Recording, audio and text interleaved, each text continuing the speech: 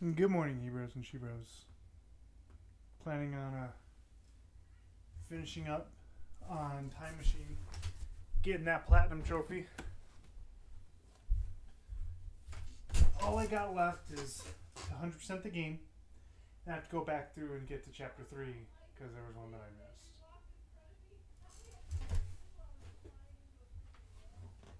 So let's do it.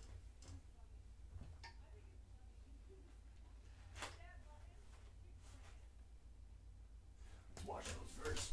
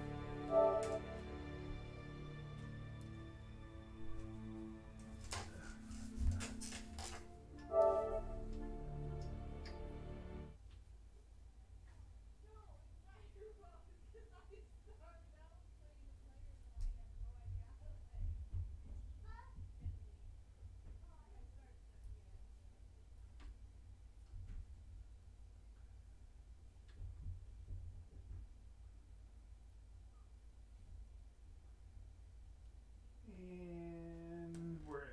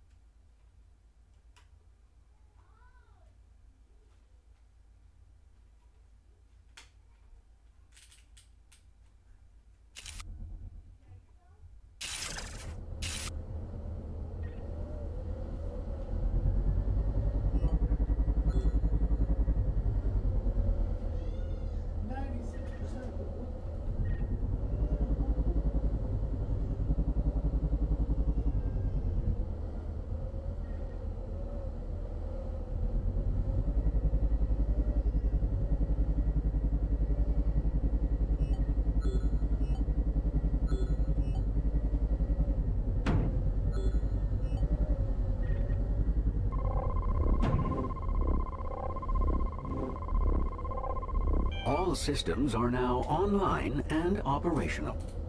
Prepare for temporal relocation in 3, 2, 1.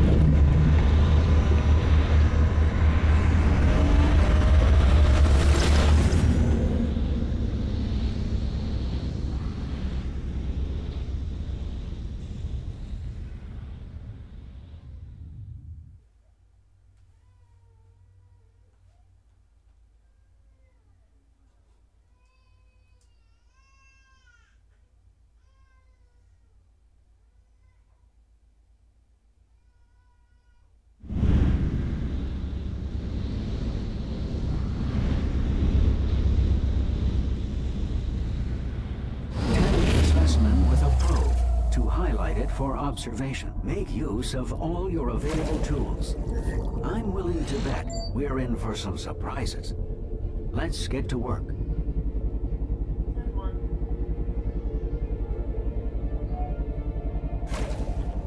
We've exhausted all available targets.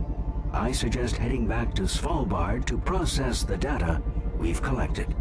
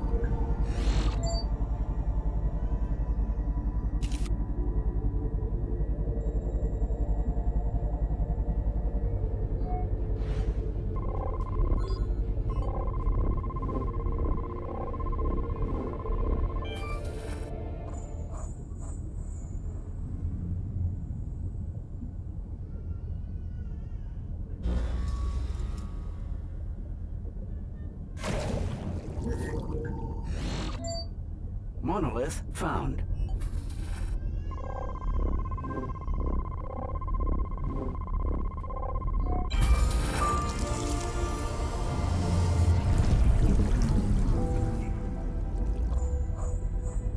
Safely arrived.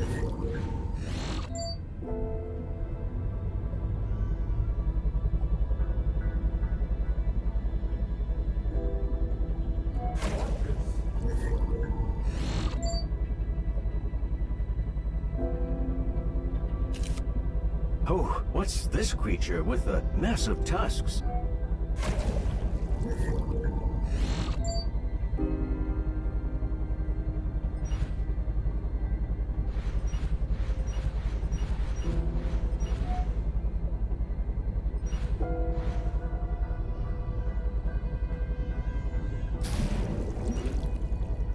It's a Leviathan, quite unlike the one from our timeline.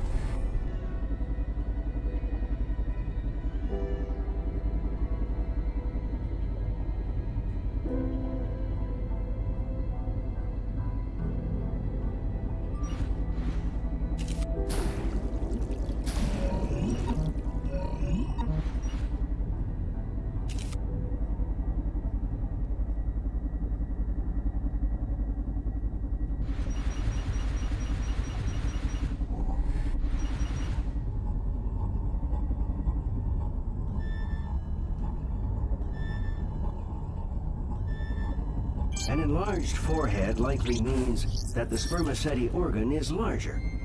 Perhaps an echography scan is in order.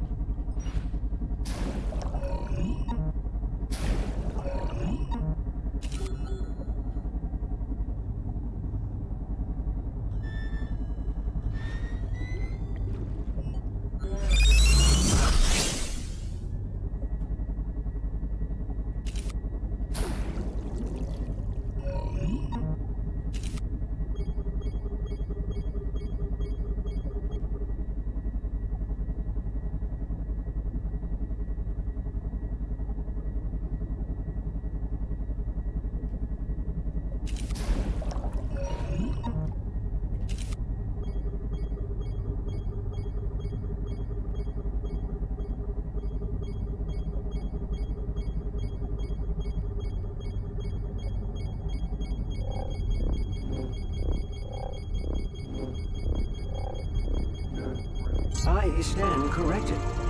The spermaceti organ is actually smaller.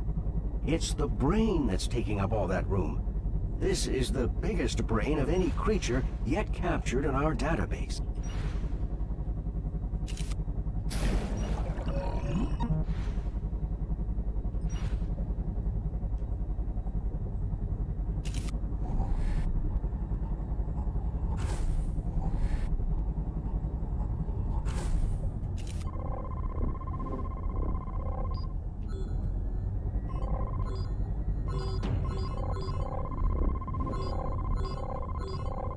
The tusk is similar to that of modern narwhals, a sensory organ for detecting temperature and chemical changes in the water. There must be more morphological changes on the creature that we can study.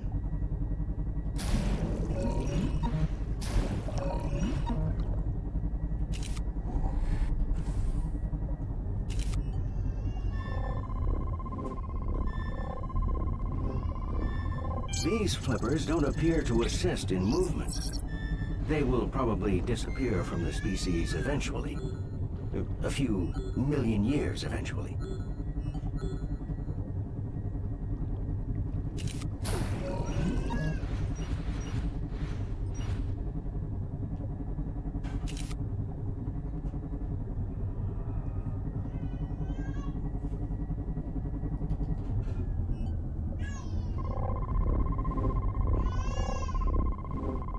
That scarring suggests it was attacked by something like a giant squid. Is this a clue about its diet?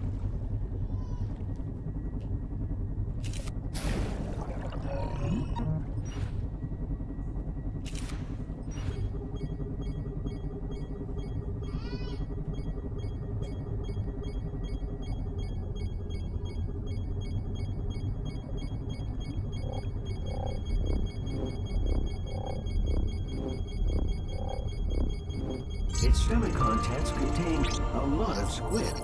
A very large squid, it seems. Scarring aside, it's clear who won that fight. My sensors detect a portal home.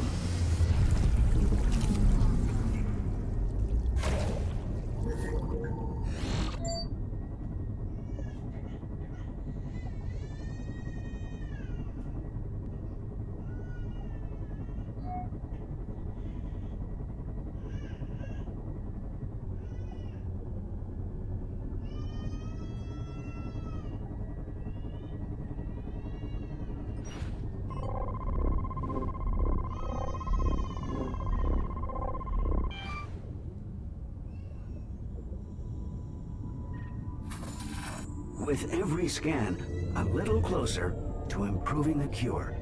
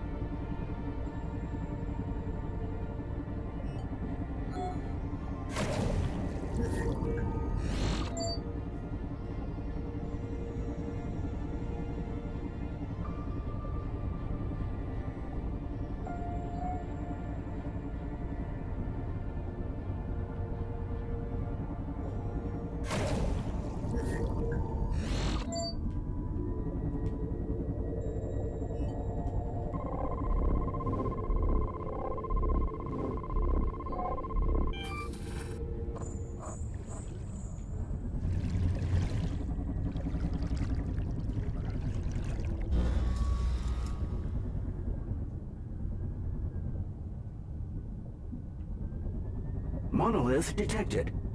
Scan when ready.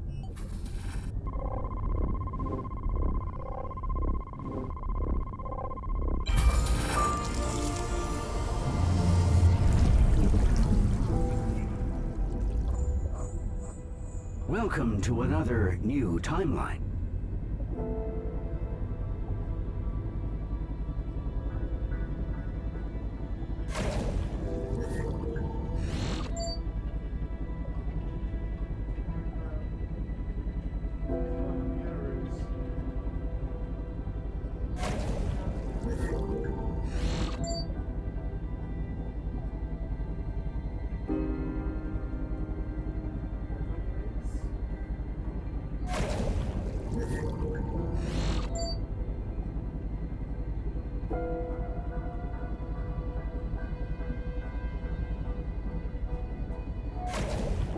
Oh my, and those look dangerous.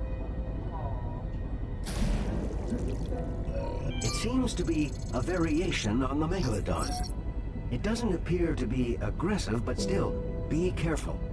Let's start by investigating these enormous fins, shall we?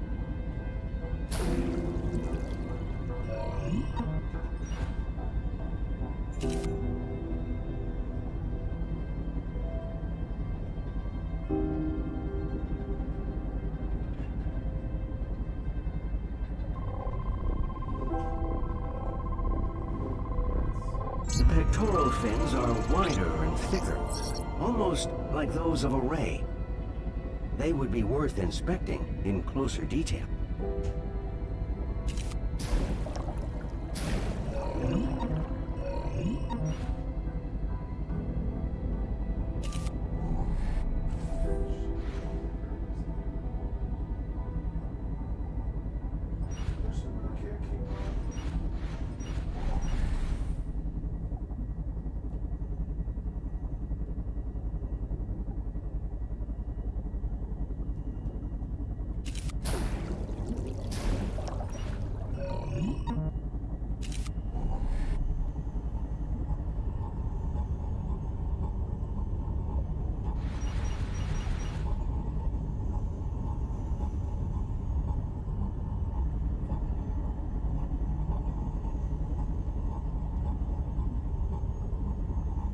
The fin membrane runs to the tail for buoyancy and movement.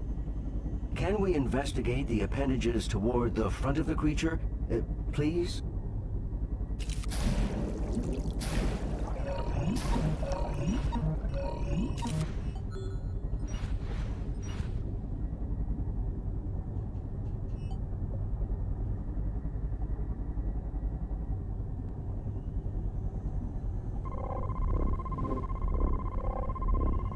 These are similar to the manta ray's cephalic lobes, which divert water into the mouth for filter feeding. Let's investigate the mouth to confirm. Oh, shoot, I was just in there. Ah!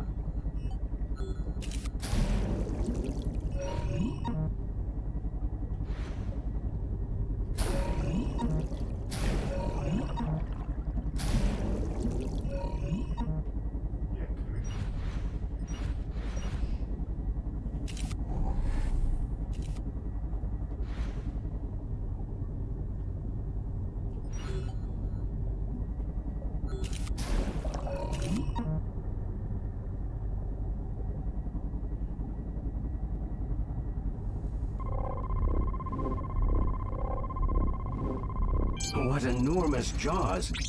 But the teeth are minuscule.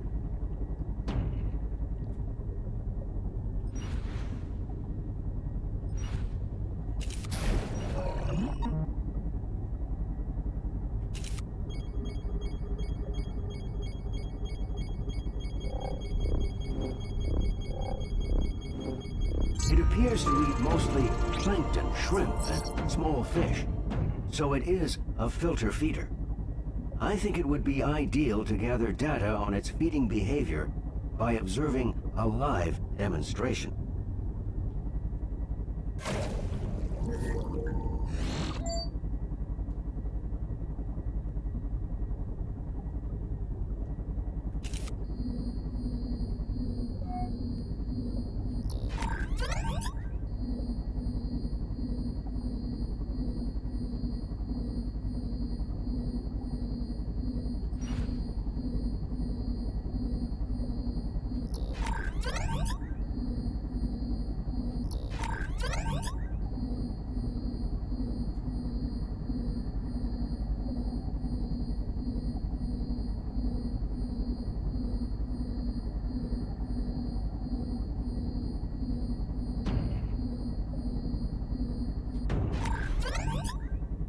These megalodons are far removed from the voracious hunters in our own timeline. Now, let's go home, Cadet.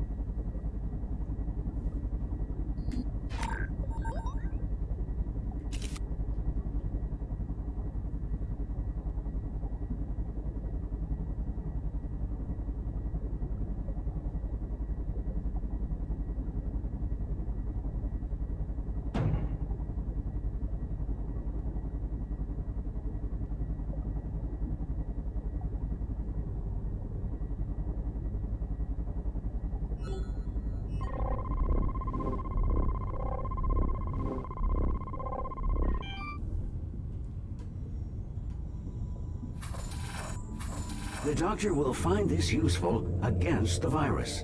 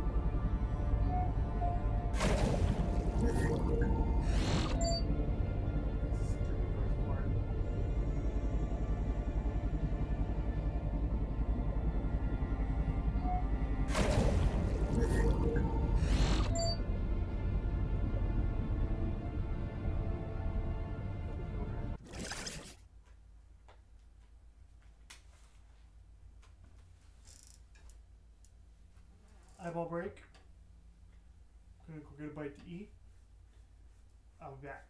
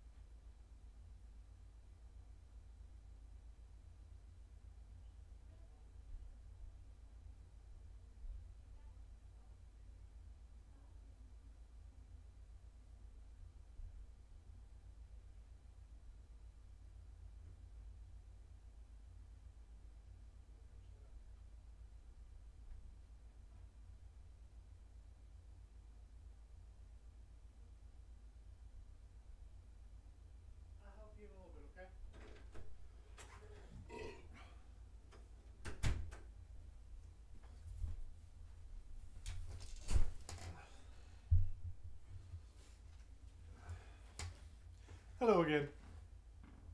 I have my belly full of steak and a delicious sparkling apple cider. Now let's do this.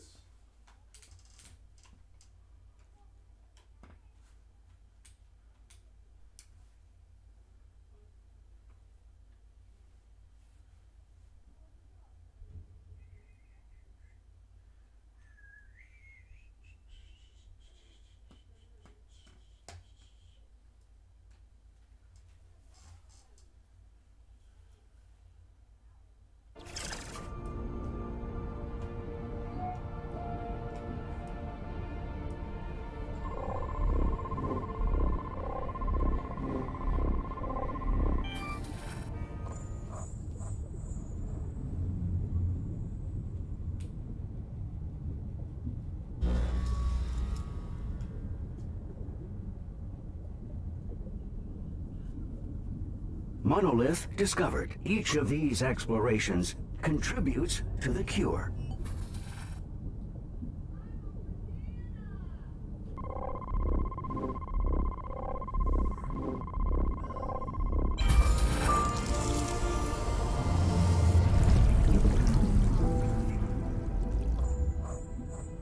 A new timeline.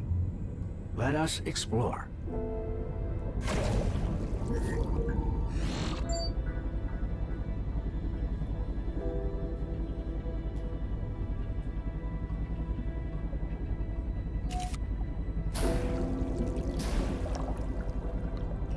I detect Neoparadoxia DNA in this specimen. Oh my, what are those?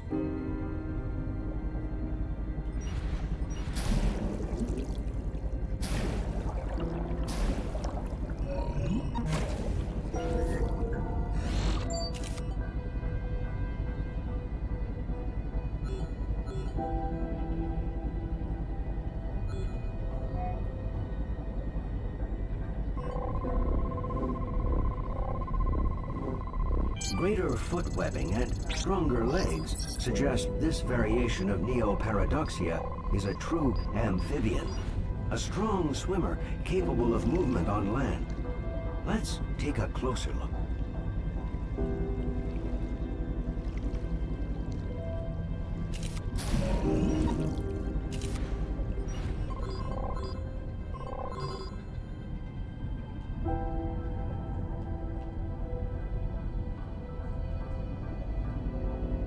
This creature's eyes grant it nearly 360-degree vision, but it's short-sighted.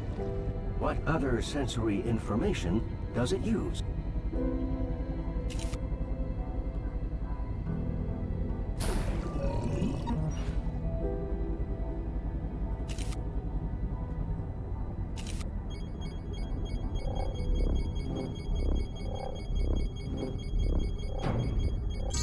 It seems this variant of Neoparadoxia feeds not just on seagrass, but also on fish. We simply must witness this in action.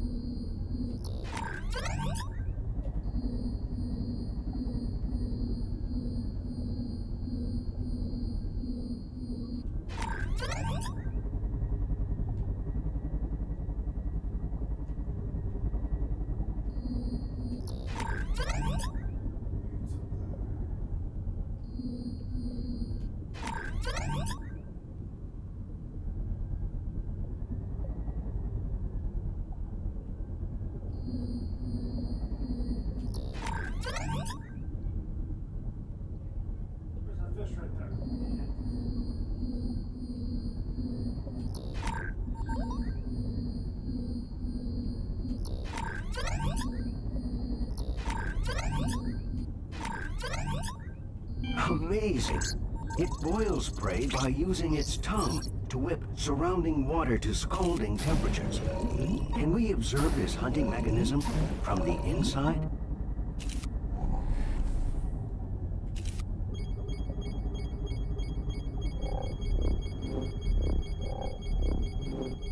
It has traded its external ears for an auditive sensory organ beneath the skin.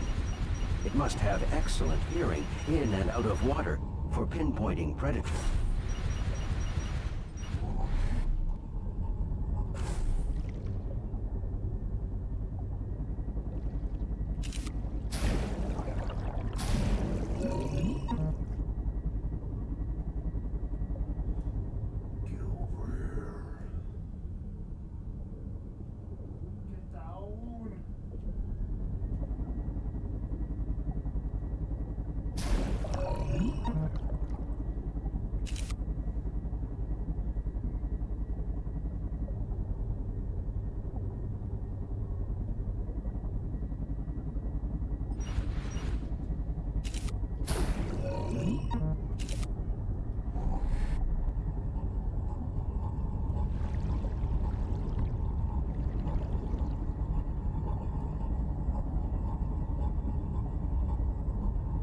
The skin can extract oxygen from water.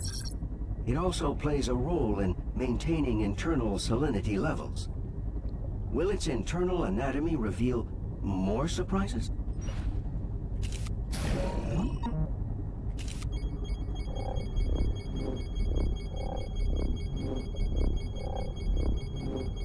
It coils its tongue, then throws it like a spear. A flick at the last second generates a stunning shockwave.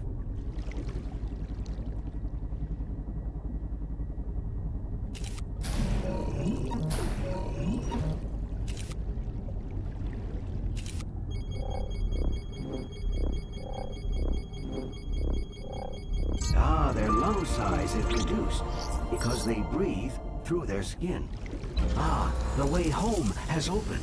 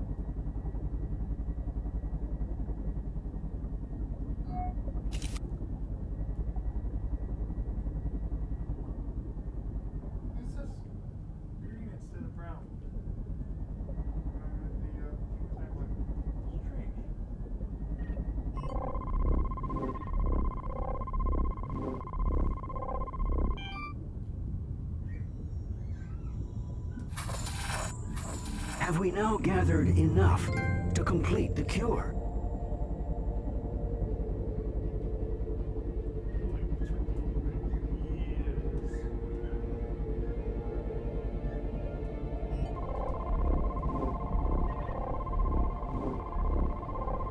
All systems are now online and operational.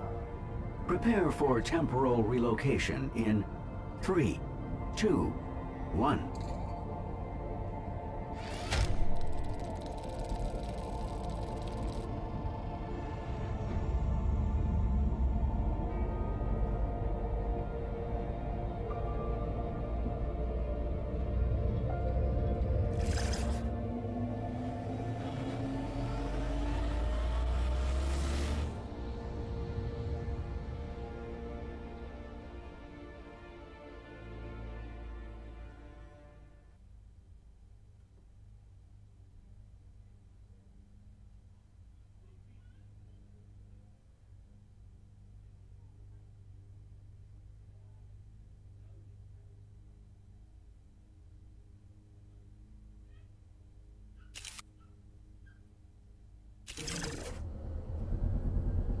She's gone. She's really gone. Empty chair. Clean desk. No orders. Is this loss?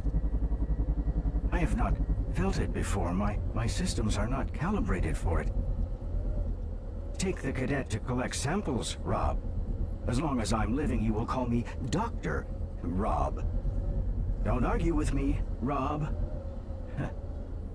Oh, I will miss her. Even if we return to the past to visit, we will know it is not quite real, won't we? Our work on this cure is complete, and Elizabeth is gone. She's a part of it, and she always will be. Well, this is exciting. During our last excursion, Elizabeth's private notes on the monoliths were recovered. A new portal has been configured, though we're not quite certain where or when it will lead. That's never stopped you before, though, has it? The new portal is active and available. Should you feel brave enough to give it a try?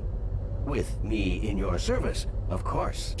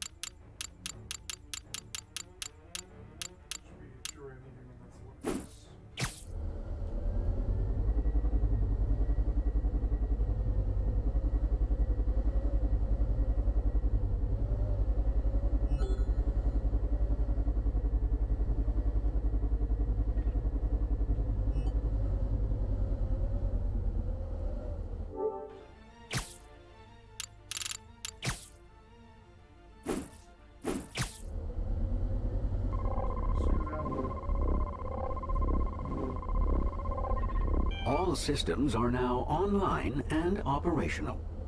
Prepare for temporal relocation in 3, 2, 1.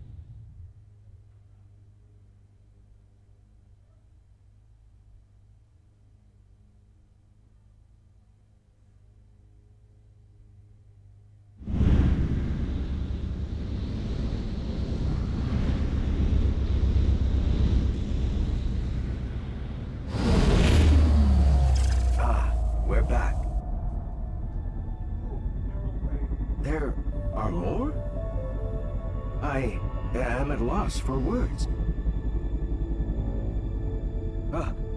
What is all this?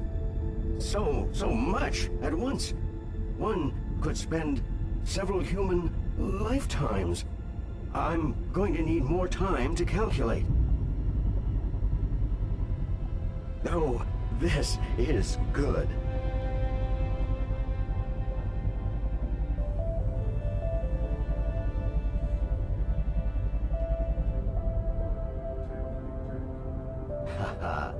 In every end, a beginning, Cadet.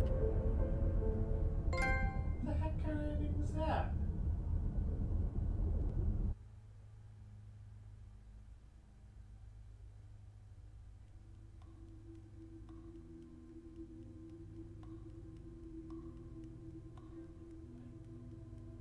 There was speed run chapter 3.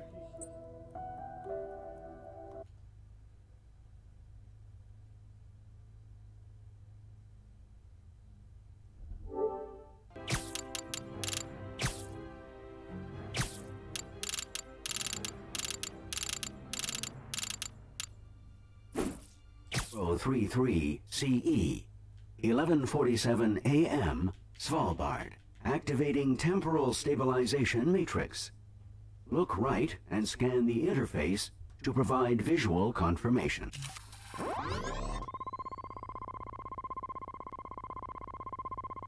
Matrix activated. Initializing sensor array. Look left and scan the interface to provide visual confirmation.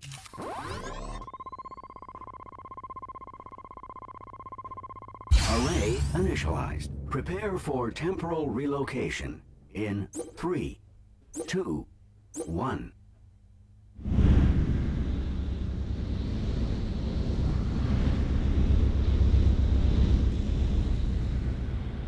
Contrary to popular belief, time travel is neither instantaneous nor beautiful. In fact, were I to lower the shutters, you would likely be driven insane by what you saw outside. We should use this time to review the mission briefing. Our primary research target for this excursion is the Leeds Ichthys, colloquially referred to as Leeds fish. As far as we know, the Leeds Ichthys was the largest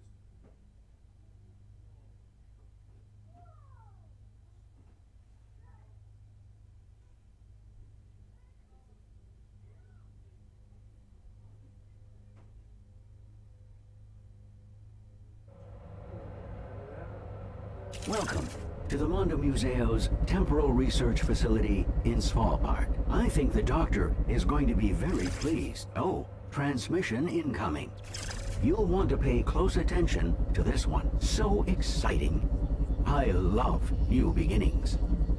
Welcome back to the Mondo Museo International Research Mission. I'm Elisabeth Lacroix.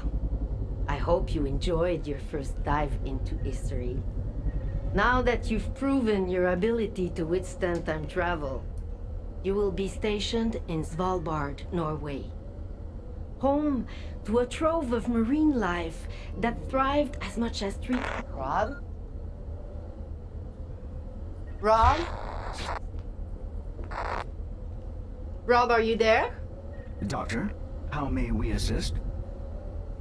It's Ali. He's called in sick again. He's probably just burnt out. We've been pushing the section leaders hard. But I still need his results. Could you take the cadet out to retrieve the data, please? Doctor, this cadet is still new. I worry that it... I know you worry, Rob. I still need you to do it. Ah, an order. Very well. Well, what an excellent opportunity to advance, cadet. How long will it take? With the lag we'll pick up coming back, I estimate a few weeks on your end. Good. Go now. Yes, Doctor. Well, Cadet, it looks like we'll continue to work together closely. My name is Roberto, by the way. But please, call me Rob. You probably have questions. We can review your first official mission brief when you're ready. The pod you're controlling has been designed to withstand the stresses of temporal. All systems are now online and operational. Prepare for temporal relocation in 3, 2, 1.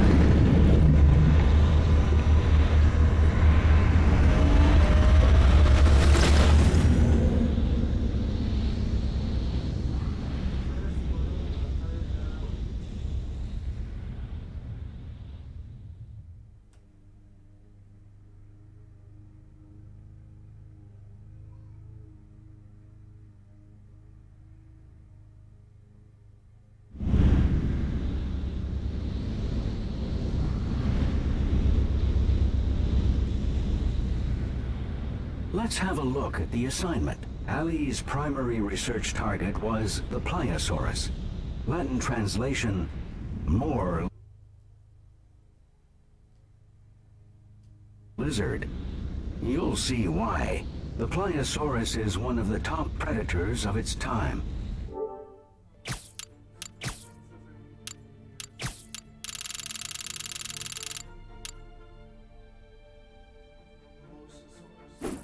When you're ready, focus your view on the shutter controls.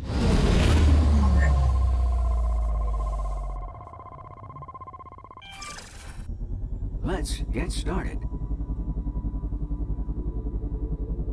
Ali ran into trouble here.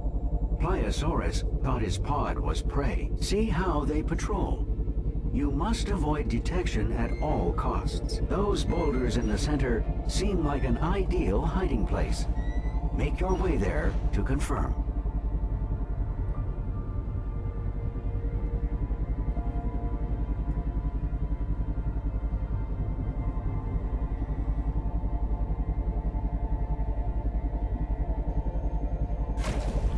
Good.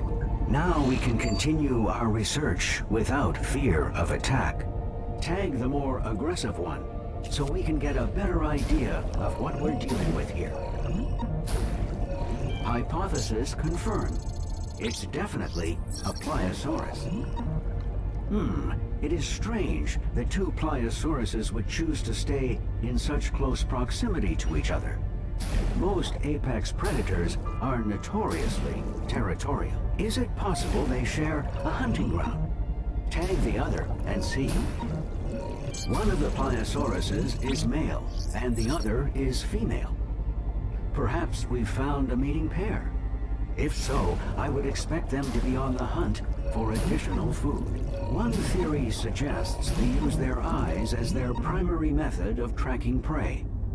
An eye scan would seem like a logical place to begin our investigation.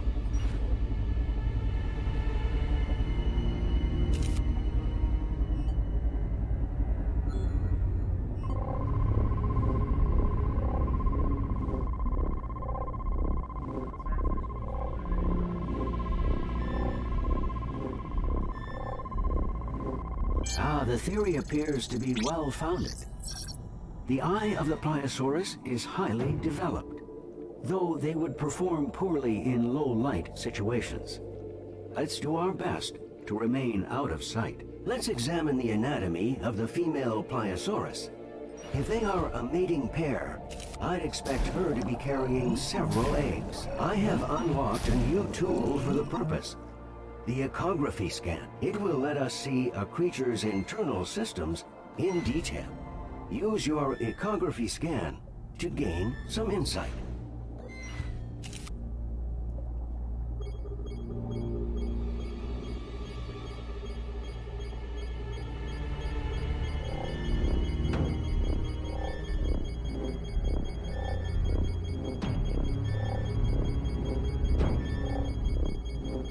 Extraordinary. The Pliosaurus is carrying a fetus, which means they give live birth. The doctor will want to see this. The pair is no doubt here hunting the smaller creatures I've detected below. Let's head down to see what creatures the Pliosauruses find so appetizing. Tag 3, so that we can identify them with certainty.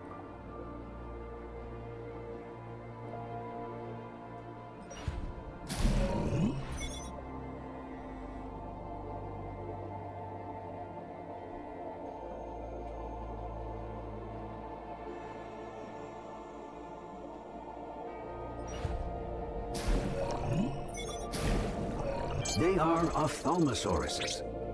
They seem to navigate quite easily, despite being so far down. Scan an ophthalmosaurus's eyes. Perhaps they are well adapted to see in dim light.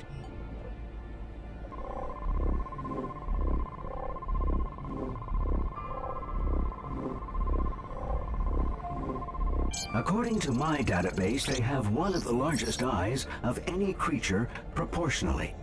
And each eye contains a set of bones, the sclerotic ring. If we can determine how deep they can dive, It will give us a good idea of whether the bones are used to help maintain the shape of their eyes, or serve some other purpose. An ecography scan of its lungs should give us a sense of how low they can go.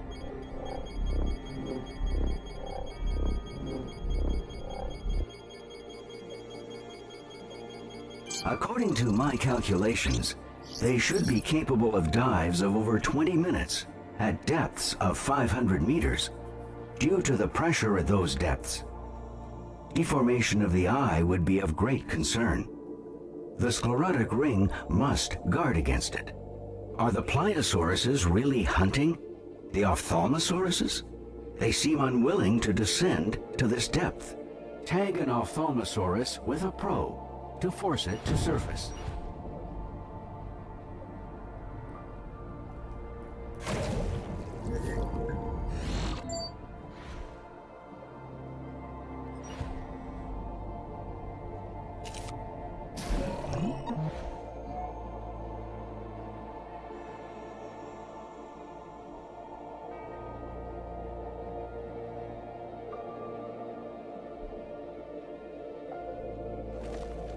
Excellent. I've temporarily modified the probe to allow it to gather metabolic information from within the Pliosaurus. We're lucky. The probe was not crushed when the Pliosaurus ate the Ophthalmosaurus. We may gather valuable metabolic data from the Pliosaurus. Use an ecography scan on the Pliosaurus to locate the probe. I'll download what it recorded.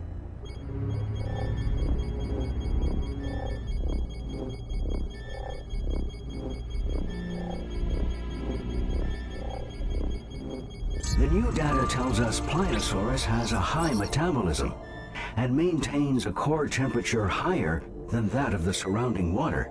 This area is fascinating, but the data we've gathered must be uploaded and analyzed. Please scan the portal to initiate the transport sequence.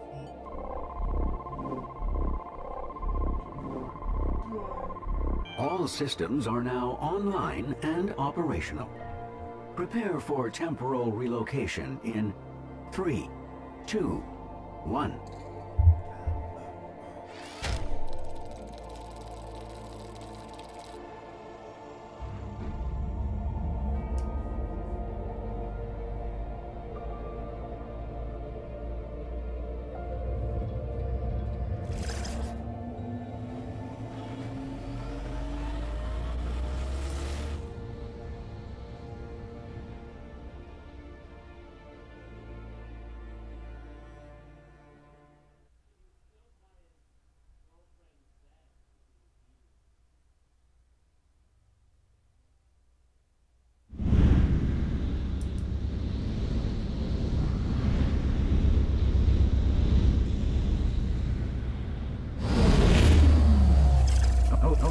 Oh dear, there seems to be an ever so slight problem. No need to panic. A minor glitch, I'm sure. I'll just reboot this.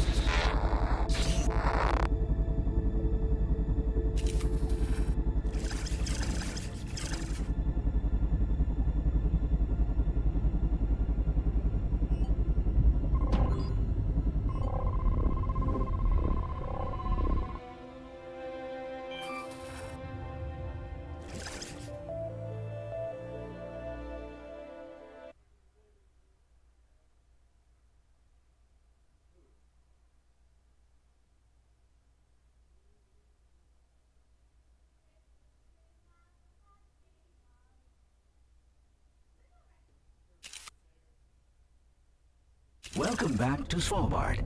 I can't wait to upload your data on Pliosaurus and Ophthalmosaurus. Rob, are you there? Yes, apologies, Doctor. That thing disrupted communications. Yes, it looks like Stonehenge. I'll analyze the logs. Thank you. I wish we had more time to spend on this. But I'm afraid our worst hypotheses are catching up with us. Rob, I have to issue a Code 12. Very risky, Doctor. I'm aware. Do you have the visual? Cadet. When we built this station, core samples revealed something terrible. An ancient virus, perhaps millions of years old, trapped beneath the ice. With global temperature rising and ice receding, we knew it could spread. And well... Doctor, Ellie tested positive, didn't he? Yes. So we need to ramp up our search for a cure. Cadet, we've been collecting data from the past to understand what effect the virus had on prehistoric hosts, and what to expect if anyone contracts it now. This is what the data you've been scanning is for. Yes. And we need you even more now. We have to develop a cure before the worst comes to pass. We need a breakthrough. If we just had a little more time to train, it would... And risk more infections? If this virus spreads, no. Train on the job. We need as much data as we can get, and quickly. Yes, Doctor. You should familiarize yourself with the Dinodex. It's where we save all the data we gather. You can also peruse the Dinodex to learn more about the creatures that we've encountered.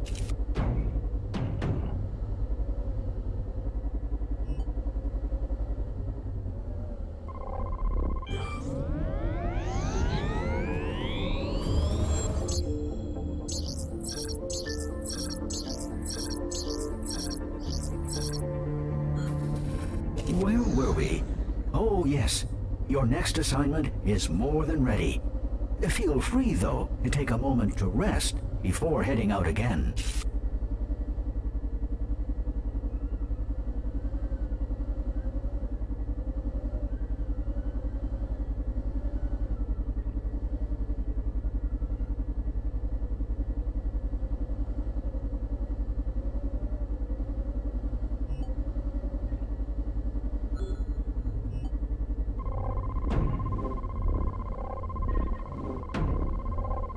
All systems are now online and operational. Prepare for temporal relocation in 3, 2, 1.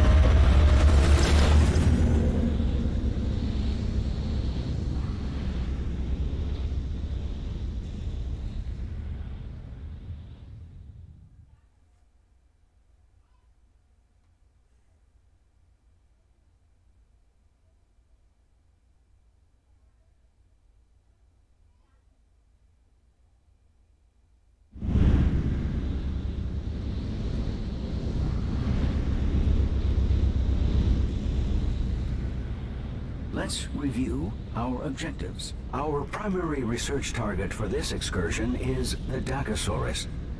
It's so well adapted to life at sea, we're not sure it ever leaves the water. As the virus the doctor described originated in water, we hope Dakosaurus may offer us some insight. The area we're investigating was recently hit by violent tremors. Earthquakes and tsunamis were the norm in the late Jurassic period. Arrived.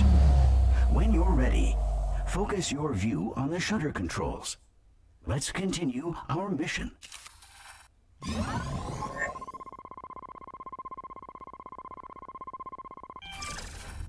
I am detecting heat signatures at dangerously high levels all around us.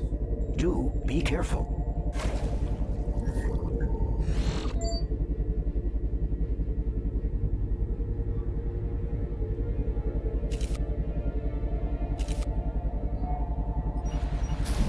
Those look quite a bit like our modern Nautiluses. Observe the soft cephalopod body emerging from the buoyant shell. Since we're here, why not tag one with a probe, so we can identify which genus this is?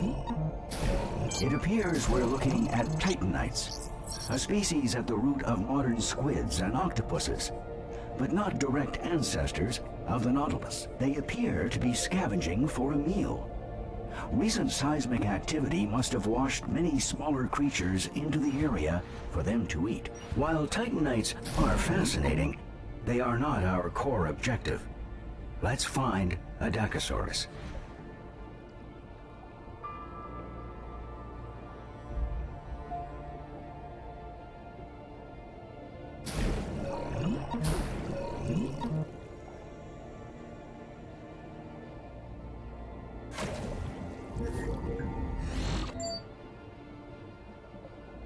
Watch that geyser. Pressurized water superheated by magma. Not hot enough to harm our pod, but it could make navigation challenging.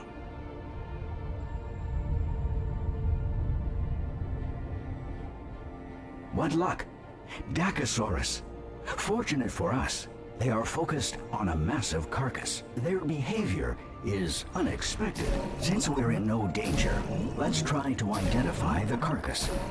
Scan all exposed flesh to collect DNA data.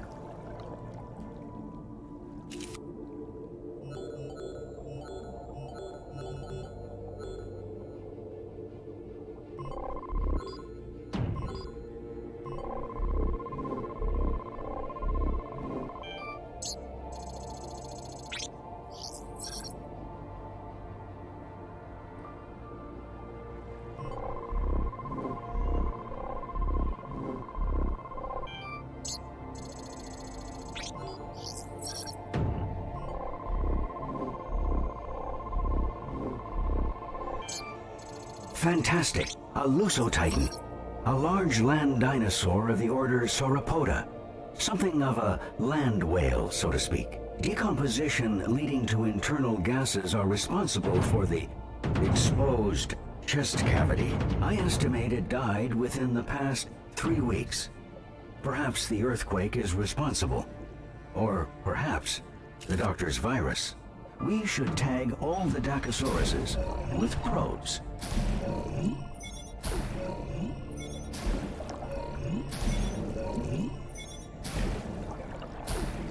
Dacosaurus DNA confirmed. Good job. Let's do a more thorough analysis of their biology. Perform a scan on a Dacosaurus.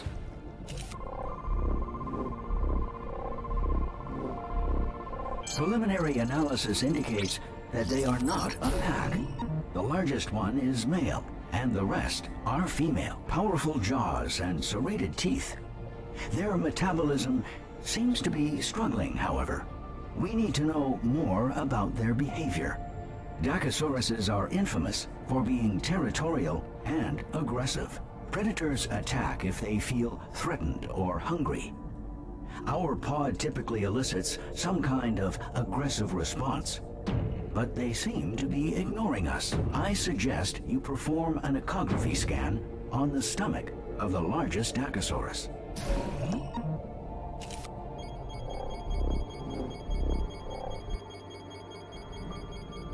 There's the answer.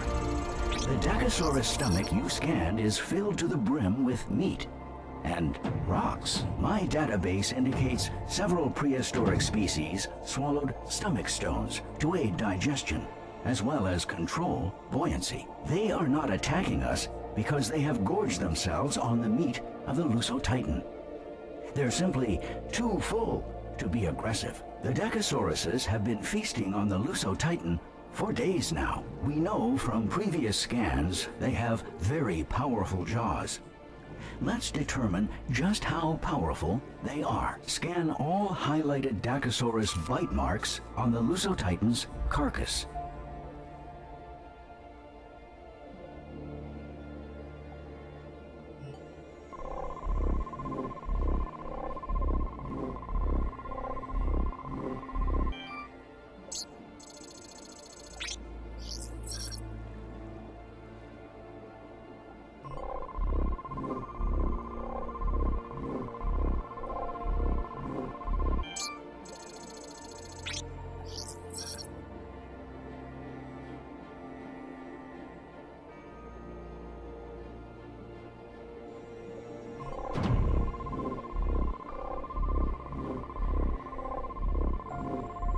exciting. The Dacosaurus's powerful jaw musculature allows them to lock into prey, rip off their flesh, and quickly swallow it whole. No chewing required. In fact, we should see it for ourselves. Let's see if we can't help open their appetites a little. Fortunately, I have just the tool for the situation. Bait. Fire the projectile directly at any living organism to make it appetizing to all nearby creatures. Use the bait on the lone Lusotitan meat chunk to attract a Dacosaurus.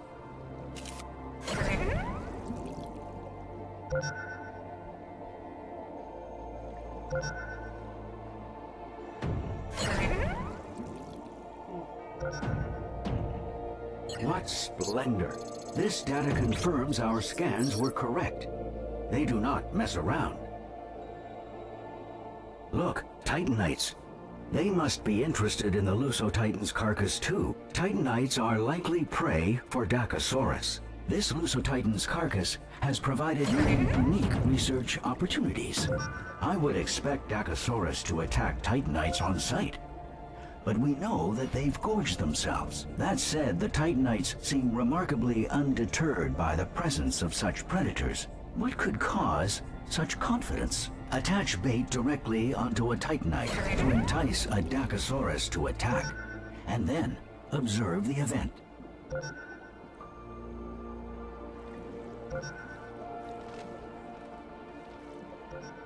That's a surprise. The Dacosaurus allowed the Titanite to escape. Let's scan that Titanite.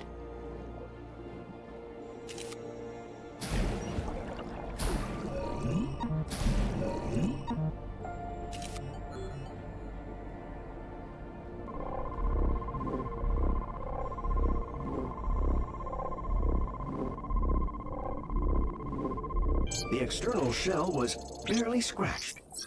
This protection is likely why the Titanites were not more cautious.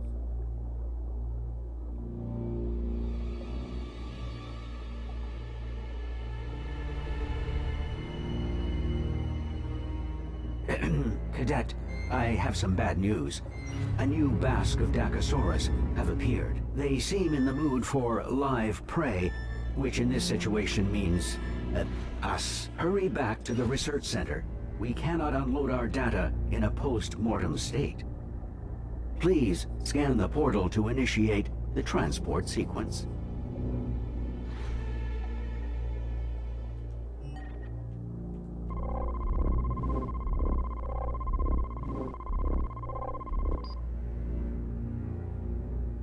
All systems are now online and operational. Prepare for temporal relocation in 3, 2, 1.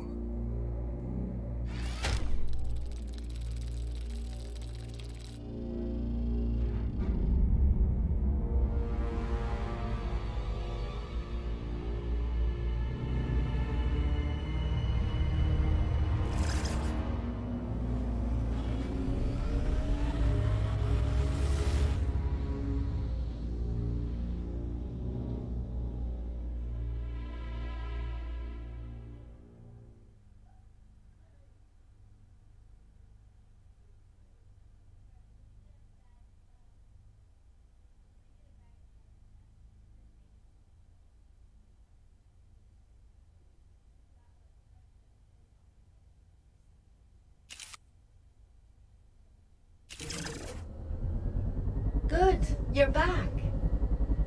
Your latest batch of data was so thorough. Thank you. I know it's tiring work. And how is your research against the virus progressing, Doctor? The news is mixed.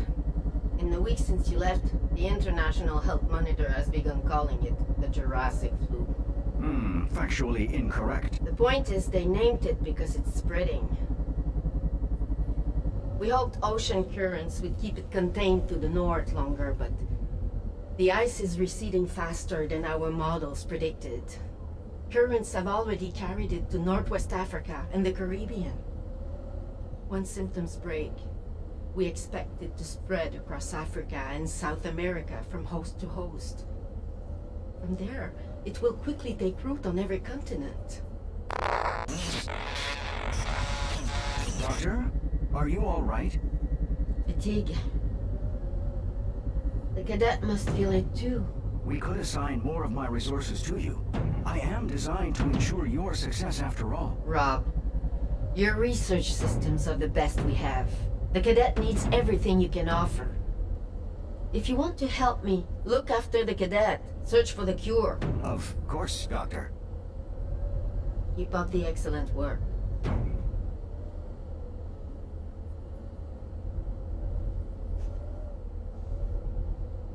Time travel is both physically and mentally demanding.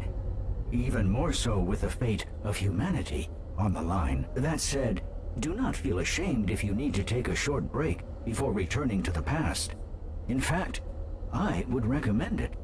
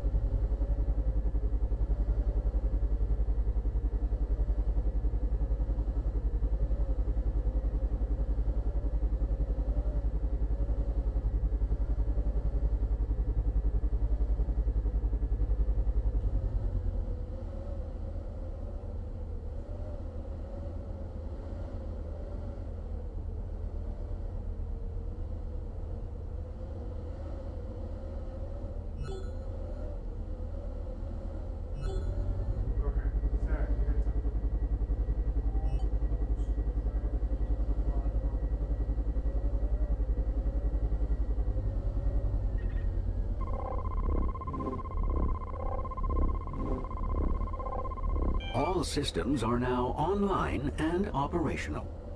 Prepare for temporal relocation in 3, 2, 1.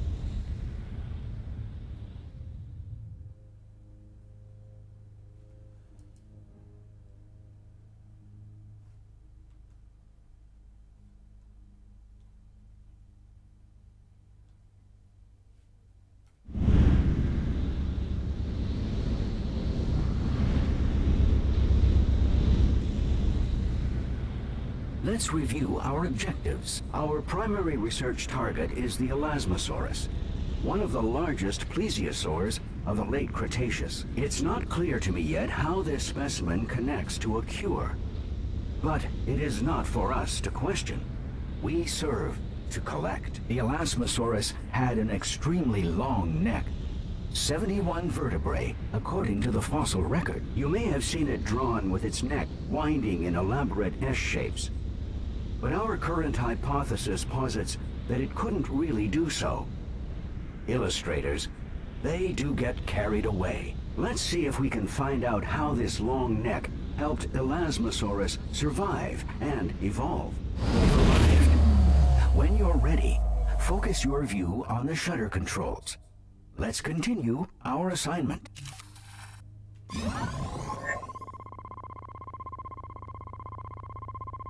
The late Cretaceous holds many new wonders compared to earlier eras. Let us hope it yields some new insight into a cure.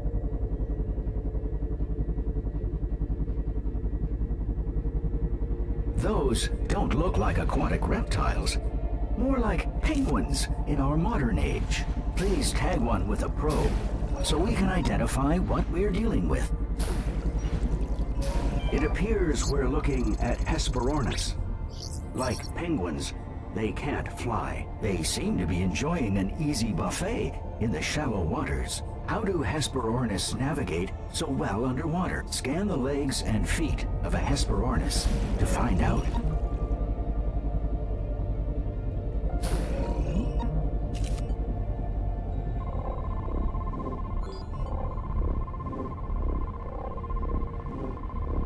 They have long, highly specialized legs and webbed feet. They are capable swimmers, but ill-adapted to moving around on land. How did the Hesperornis hunt? To answer this question, we'll need a new tool, the behavior scanner. As you would know, if we'd had time to complete your training, the behavior scanner allows you to capture live behavior of creatures for later analysis. Behavior scan the Hesperornis at least once as it's looking underwater from the surface. To use the behavior scan, press and hold, then aim at a creature. Once the creature exhibits the desired behavior, release to capture a 3D image.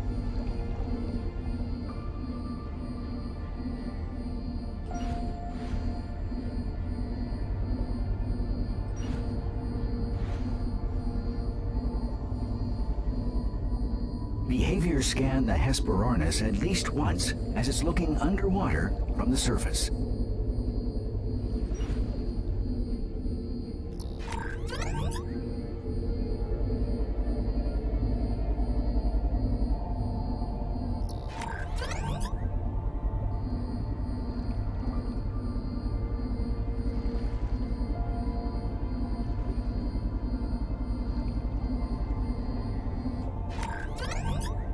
Good.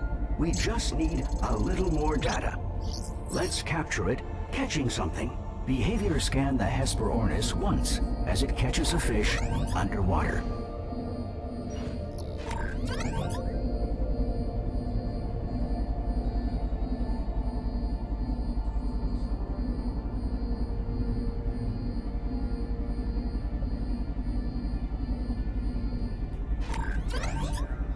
They dive in pursuit and snatch their prey in their beaks. We can see the Hesperornis hunts by sight. Fascinating though this is, birdwatching is not our focus. Let's move on with our exploration. We should look around the shoreline some more. After all, we know the virus evolved to survive on land at some point, and quite well. What are those creatures? Use your probe to find out.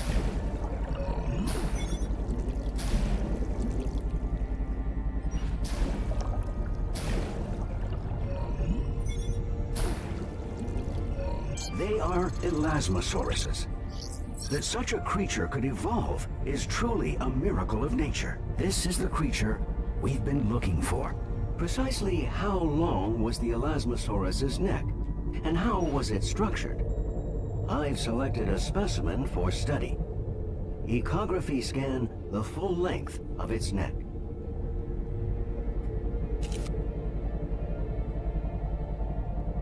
Oops, sorry to interrupt. I've underestimated the complexity of this anatomy.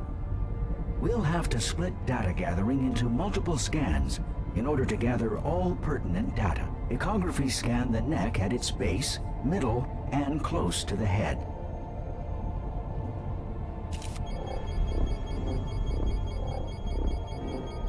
Well done. 2 more left.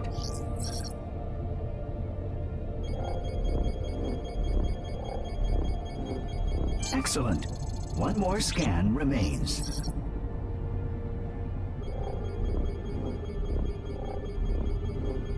The Elasmosaurus's neck contains over 50 vertebrae.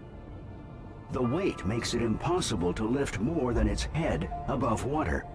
And when it turns its head, its entire body follows. Its head is essentially a rudder. How exactly did the Elasmosaurus hunt fish? Behavior scan 3 instances of an Elasmosaurus catching a fish.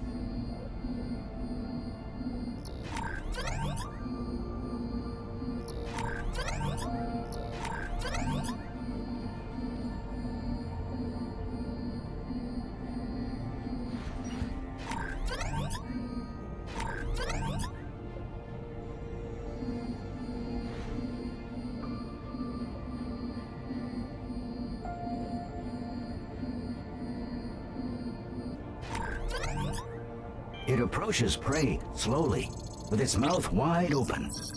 It then swallows as much water as it can, trapping and crushing as much prey as possible. Are fish the only source of food for elasmosauruses? Echography scanned the stomach of an elasmosaurus to find out.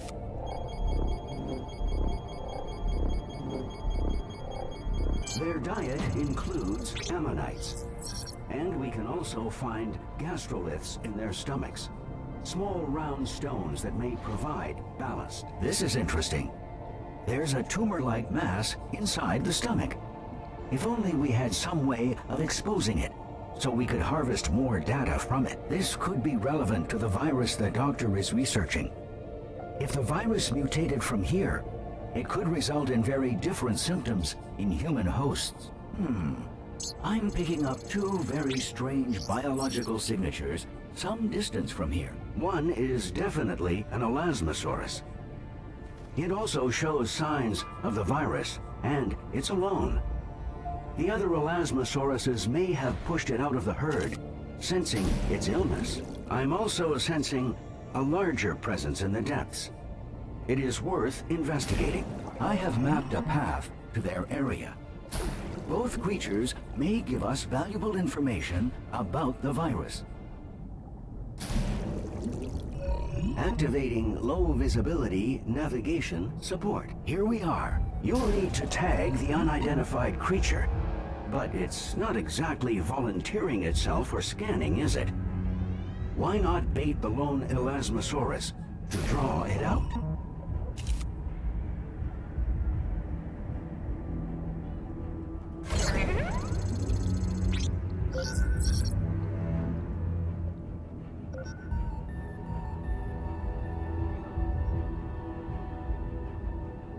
There it goes. Tag it quickly.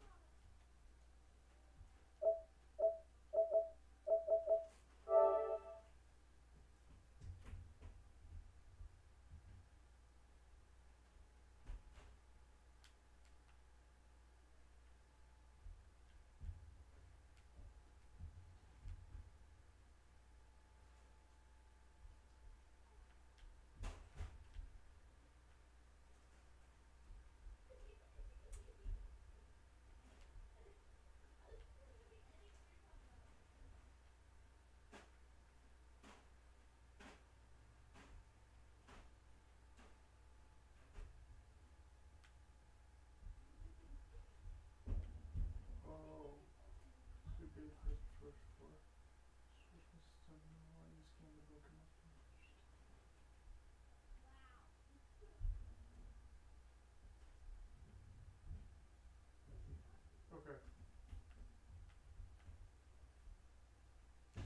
Whenever I scan the book, that's when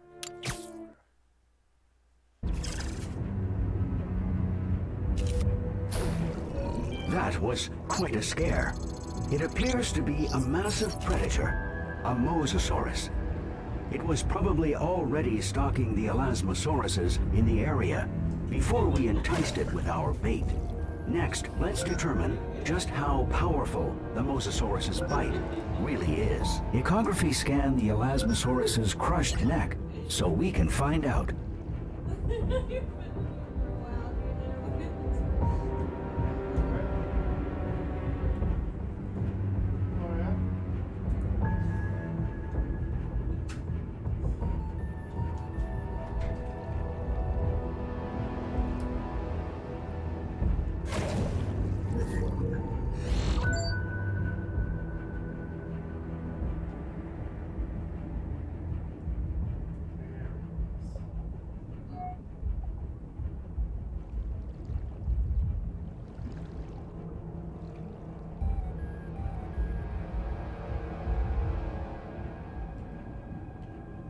Please, don't bait the carcass. We need it intact for our current objective.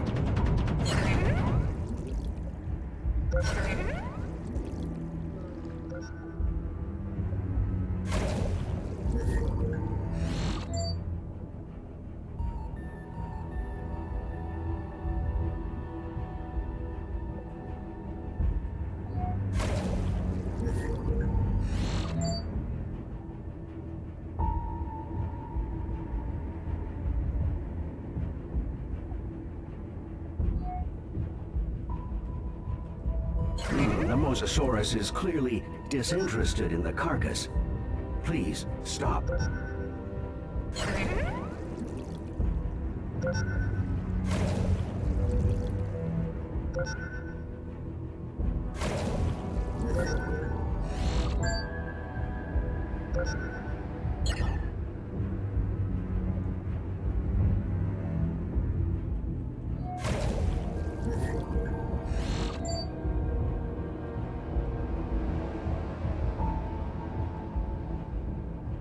Please perform the required ecography scan.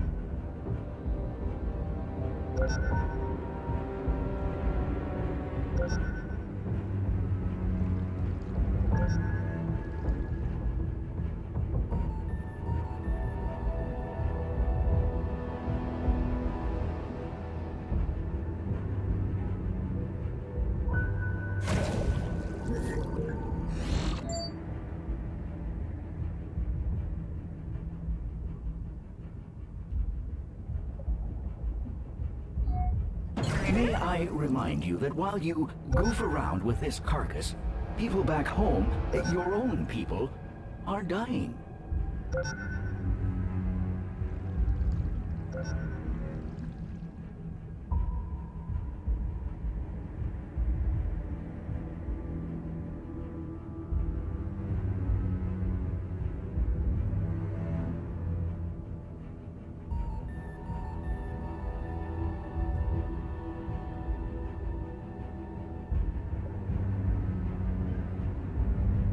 That carcass won't be the only dead meat if the doctor finds out about this.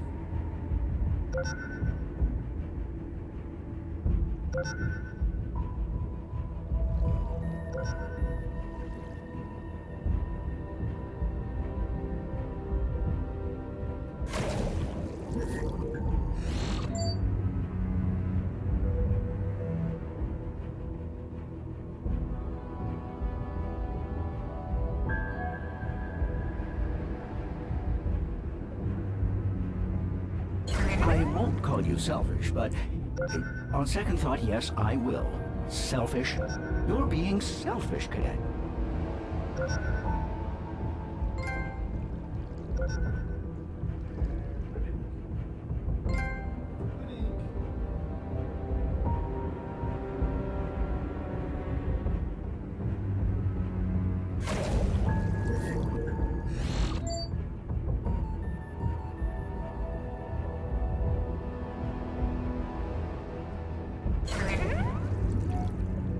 No